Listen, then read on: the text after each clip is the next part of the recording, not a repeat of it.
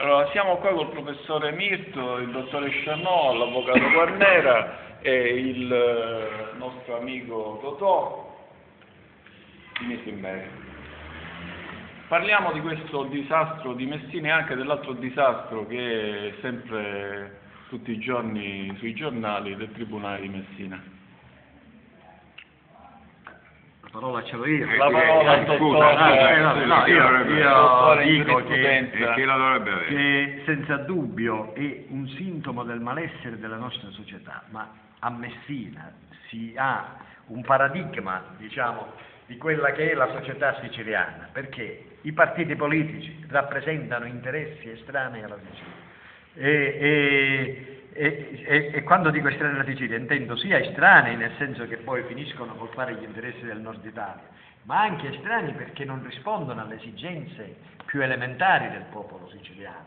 Basti pensare all'affare Ponte, nel quale la maggior parte delle forze politiche, non del popolo messinese, sono favorevoli al ponte. E sono favorevoli al ponte per ragioni di militanza e di interessi, che non sappiamo quali sono questi interessi poi, perché Messina rischia di scomparire, quindi interessi antimessinesi evidentemente, e gli interessi antimessinesi si manifestano in tante circostanze, e qua è ora di mettere la parola punto e basta, perché la provincia di Messina viene espropriata di competenze, di speranze, di territorio e di tutto, quindi i cittadini messinesi debbono fare una riflessione sugli errori che hanno fatto nel dare le deleghe ai partiti italiani e ai partiti anche che si dicono siciliani, perché poi non rispondono alle esigenze della Sicilia. Quindi la prima cosa. L'altro problema, che è il più grave di tutti, cioè c'è a Messina una convivenza fra mafia e 'ndrangheta che strangola la città, e la strangola nei punti più delicati, perché quindi non ci meraviglia poi che una parte di magistrati vengono pure coinvolti.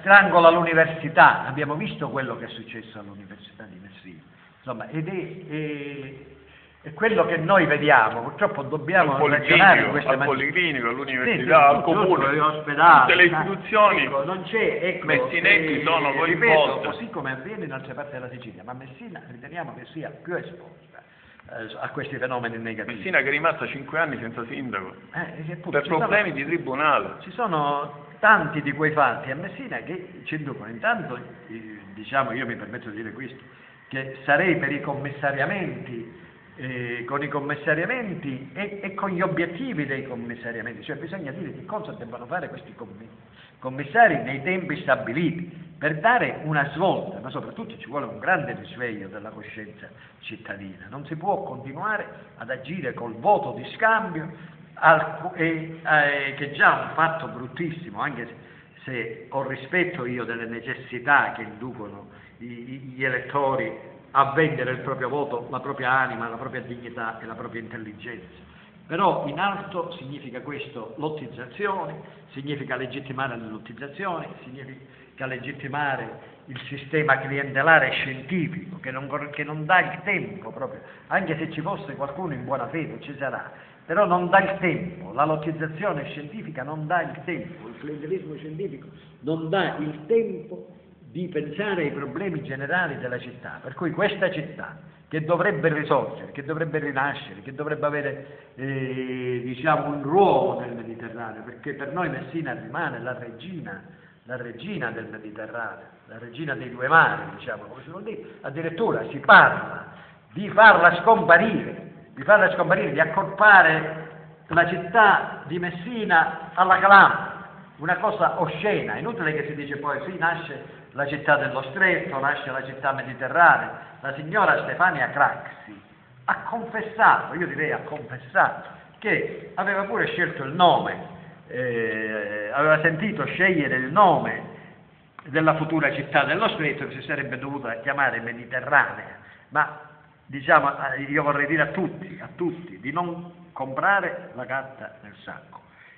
Per ora si dà per scontato il ponte intanto è illegittimo perché non è stato ha sentito, intanto bisogna rivedere i progetti esecutivi e tutto il resto, quindi, ma io non parlo delle questioni tecniche o ambientali che sono state già ampiamente discusse dalle altre forze politiche, io parlo di ciò che le altre forze politiche non dicono, perché vedete anche sul ponte non c'è sincerità, pochi ricordano che il via al ponte è stato dato dai partiti di sinistra, pochi ricordano che sul progetto esecutivo sono state scaricate tante responsabilità, tanti ricorsi, tante obiezioni che non so se sono state scelte.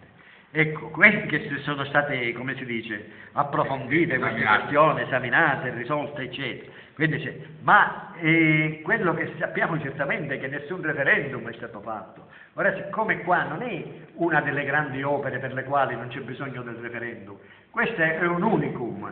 Il ponte di Messina è un unicum. Il ponte di Messina ha l'abilità, se costruito, di non funzionare, perché i criteri stessi che ne assicurano la stabilità sono i criteri che ne impediscono l'attraversamento, quindi non ci sarà niente da fare, ma soprattutto diciamo, cambia la geografia della Sicilia. La Sicilia diventa sottosuolo dello stivale, diventa penisola, come dice il professore Mirto, e questo non si può fare senza il consenso del popolo siciliano, un consenso che non c'è.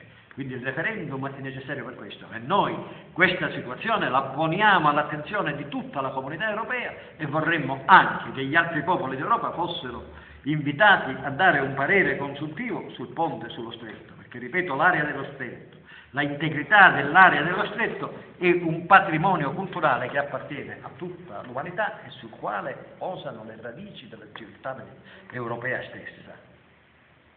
Va bene, grazie.